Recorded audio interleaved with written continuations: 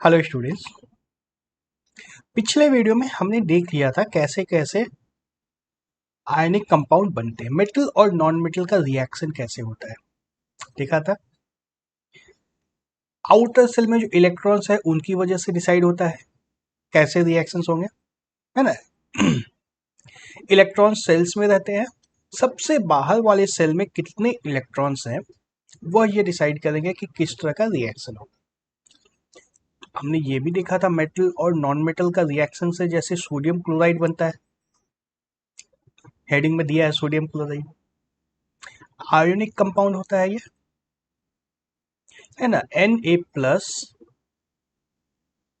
Sodium का positively charge ion बनता है, क्लोरीन का नेगेटिवली चार्ज आयन होता है।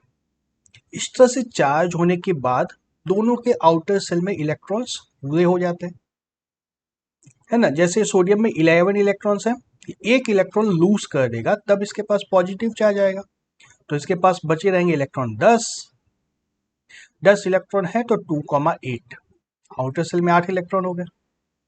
क्लोरीन के पास 17 इलेक्ट्रॉन होते थे, प्लस एक वो ले लिया सोडियम से, +1 18 इलेक्ट्रॉन हो गए हैं। तो इसका इलेक्ट्रॉन्स कैसे रहेंगे, अंदर वाले में 2, फिर 8 और फिर तीसरे वाले में भी 8। आउटर सेल में 8 इलेक्ट्रॉन है, इसका भी बाहर वाला सेल कंप्लीट हो गया। अब ये दोनों स्टेबल हो गए और चार्ज की वजह से दोनों एक दूसरे से अटैच्ड रहते हैं। चार्ज एक दूसरे से दूर नहीं जाने देता है। ये हमारा होता था क्या, आयोनिक कंपाउंड। आयंस होते हैं इस कंपाउंड में, आयोनिक कंपाउंड। मेटल और नॉन मेटल से जो रिएक्शन होता है जनरली वो आयोनिक कंपाउंड बनाते हैं। ये सब तो हम लोग समझ चुके हैं बहुत अच्छे से। तो अब इस वीडियो में हमें देखना है ऐसे आयोनिक कंपाउंड्स की प्रॉपर्टीज क्या क्या होती है। सबसे पहले तो फिजिकल नेचर, ऐसे कंपाउंड कैसे रहते हैं देखने में। फिजिकल मतलब हम लोग अभी केमिस्ट्री की बात नहीं कर रहे हैं, कोई रिएक्शंस नहीं करवाएंगे, सिर्फ देखने में क्या लग रहा है उसकी बात करेंगे। कैसा नेचर रहता है इन लोग का। Ionic compounds are solids. हमेशा आयनिक कंपाउंड सॉलिड होंगे, लिक्विड नहीं हो सकते हैं, गैस नहीं हो सकते हैं। हाँ, बॉइल करके उसको गैस में कन्वर्ट कर दो वो दूसरी बात है। रूम टेम्परेचर पे आयनिक कंपाउंड सॉलिड होते हैं एंड समवट हार्ड, कुछ हार्ड भी होंगे। Why? Because of strong force of attraction between positive and negative ions. दोनों के बीच में पॉजिटिव और नेगेटिव आयंस होते हैं और दोनों एक दूसरे को अट्रैक्ट करते हैं, opposite charge attract each other. तो काटने की कोशिश करोगे तो रेसिस्ट करेगा ना, ये चार्ज एटम्स को एक दूसरे से अलग नहीं होने देगा, इसलिए वो हार्ड भी होते हैं। This compounds are generally brittle. Brittle मतलब ठोको पिटोगे तो टूट जाएगा, मेटल के जैसे वो चिपटा नहीं होगा, लंबा नहीं होगा, मेलेबल और डक्टाइल नहीं होता है, बस टूट जाएगा। Break into pieces when pressure is applied. मारो एक हथौड़ी मारो टूट गया। मेटल में कभी होता था ऐसा? मेटल में मारो हथौड़ी, उसका पतला सा शीट बनता चला जाएगा। तब यहाँ पे बताओ, हमने देखा आयनिक कंपाउंड का एग्जाम्पल होता है सोडियम क्लोराइड। तो मिटा देता हूँ सब अंडरलाइन को मैं। आयनिक कंपाउंड का एग्जाम्पल होता है sodium chloride. Sodium chloride solid तो होता है ना, कॉमन सॉलिड घर में सबने देखा है, सोडियम क्लोराइड सॉलिड होता है, ठीक है। समवट हार्ड, हार्ड कहाँ है ये, हार्ड तो नहीं है। ब्रिटल, ये पाउडर है, पाउडर है तो ठीक है, सॉलिड तो हो गया, लेकिन ब्रिटल कैसे बोलेंगे इसको, कैसे बोल सकते हैं, कैसे, हाउ? ये सोचा, किसी के दिमाग में आ रहा था एक क्वेश्चन। जब ये पाउडर के फॉर्म में है तो उसके एक ग्रेन को ले लो, एक टुकड़ा लो नमक का, एक छोटा सा कण, बालू के कण से भी छोटा होता है जो, उस कण की बात कर रहे हैं हम लोग अब, उस छोटे से कण की बात कर रहे हैं। वो तो हार्ड होता है ना, वो कोई पाउडर नहीं है, वो तो हार्ड होता है ना। आयनिक कंपाउंड हार्ड हो गया। ब्रिटल, वो टूट जाएगा, वो चिपटा नहीं होगा, आटे के जैसे उसको प्रेस करके फ्लैट नहीं कर सकते हैं, वो चिप टूट जाएगा। ठीक है, हम लोग जब केमिस्ट्री में सॉलिड की बात कर रहे हैं तो सॉलिड का मतलब ऐसा नहीं है कि एक ब्लॉक होना चाहिए, बड़ा सा ब्लॉक जो आंख में दिखता है, नहीं, छोटा सा कण भी अगर एक है तो सॉलिड ही है ना। हाँ सॉलिड है। तो सोडियम क्लोराइड के छोटे छोटे जो क्रिस्टल्स होते हैं या पीसेस होते हैं, उनके बारे में सोचो, वो हार्ड भी होते हैं, वो ब्रिटल भी होते हैं। मैच कर रहा है आप सारे प्रॉपर्टीज। कोई दूसरा सॉल्ट जो लैब में देखा है उसके साथ भी यही होगा। बेकिंग सोडा ले लो, वो भी यही होगा। वैसे बेकिंग सोडा सीधा सीधा आयनिक कंपाउंड नहीं है, रिएक्शन मेटल और नॉन मेटल के डायरेक्ट रिएक्शन से नहीं बनता है, बट फिर भी प्रॉपर्टीज तो सिमिलर टाइप की है, फिजिकल प्रॉपर्टीज से। और क्या प्रॉपर्टीज होती है मेटल और नॉन मेटल के बारे में, और क्या प्रॉपर्टी समझ में आ रही है? Melting point and boiling point, इनके मेल्टिंग और बॉइलिंग पॉइंट कैसे होंगे? Very high. हाई नहीं, वेरी हाई। मतलब वाटर का बॉइलिंग पॉइंट जो 100 डिग्री सेल्सियस है वो तो हाई बॉइलिंग पॉइंट है ना, जनरली तो कहीं भी देखने को नहीं मिलता है, उसको स्पेशली अचीव कराना पड़ता है। तो 100 degree Celsius is high boiling point. लेकिन हमारे जो सॉल्ट्स हैं, आयनिक कंपाउंड्स हैं, उनका मेल्टिंग एंड बॉइलिंग पॉइंट था very high, high melting and boiling point. This is because considerable amount of energy is required to break the strong ionic in attraction.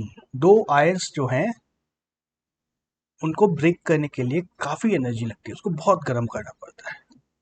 तो एक बार table देख लेते हैं किसका किसका कैसा metal melting point and boiling point है, फिर नेक्स्ट प्रॉपर्टी देखते हैं। 5 कंपाउंड्स का हमें melting point and boiling point यहाँ दिया हुआ है।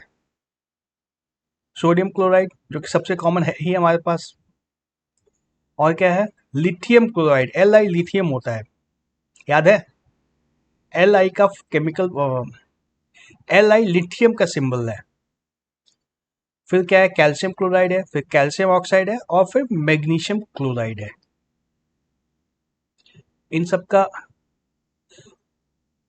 का एटॉमिक वेट पता है? याद कर लो, ज्यादा अच्छा रहेगा, मैं लिख देता हूं यहाँ बगल में। सोडियम का तो 11 है, सबको पता चल चुका है। सोडियम का 11 है, क्लोरीन का 17। एक एटॉमिक नंबर की बात कर रहे हैं हम लोग, है ना। सोडियम का 11 है, क्लोरीन का 17, ये तो सबको पता है। लिथियम एक नया नाम आया है, लिथियम का एटॉमिक नंबर 3 है, सिर्फ 3, बहुत छोटा सा, बहुत लाइट वेट होता है ये। कैल्शियम का 20, कैल्शियम इज 20।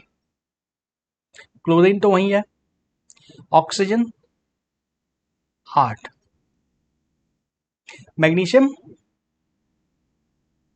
मैग्नीशियम कितना होता है? 11। सोडियम के बाद नेक्स्ट मैग्नीशियम का नंबर आता है 12। ठीक है ना, धीरे धीरे याद करने की कोशिश करनी है इन सब का। एटॉमिक नंबर, एटॉमिक वेट, ये सब चीज बहुत जगह काम आ जाता है।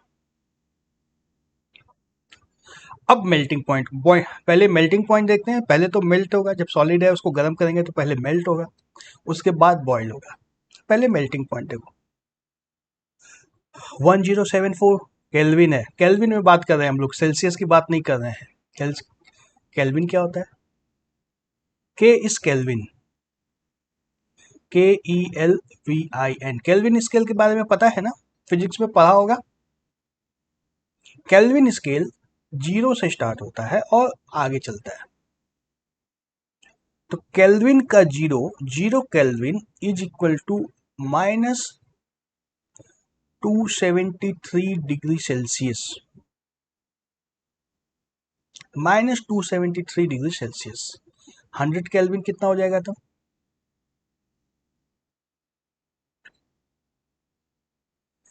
100 केल्विन हो जाएगा -173 डिग्री सेल्सियस। आ रहा है? तो वाटर का बॉइलिंग पॉइंट और मेल्टिंग पॉइंट की यदि बात करें हम लोग, वाटर कितना होता है? 100 डिग्री सेल्सियस। 100 डिग्री सेल्सियस कितना? पहले तो 0 डिग्री पे लेते हैं। अच्छा, 0 डिग्री सेल्सियस वाटर का जो मेल्टिंग पॉइंट है, ये कितना होगा? 0 डिग्री आने के लिए देखो, यहाँ +273 करना होगा, तो इधर भी +273 करना होगा। 273 Kelvin is equal to 0 degree Celsius. और 100 डिग्री सेल्सियस में कितना हो जाएगा, फिर से 100 ऐड करो, 373 केल्विन। देखो ये इससे आइडिया लगाना है हम लोग किस स्केल की बात कर रहे हैं, हम लोग सेल्सियस से कंफर्टेबल है तो केल्विन के बारे में थोड़ा सा अंदाजा लगा लो। 100 डिग्री मतलब 373 केल्विन होता है।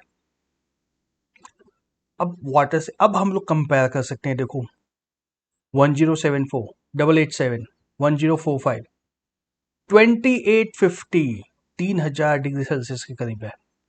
981 मतलब वाटर से कितना ज़्यादा है, वाटर से बहुत ज़्यादा बॉइलिंग मेल्टिंग पॉइंट है।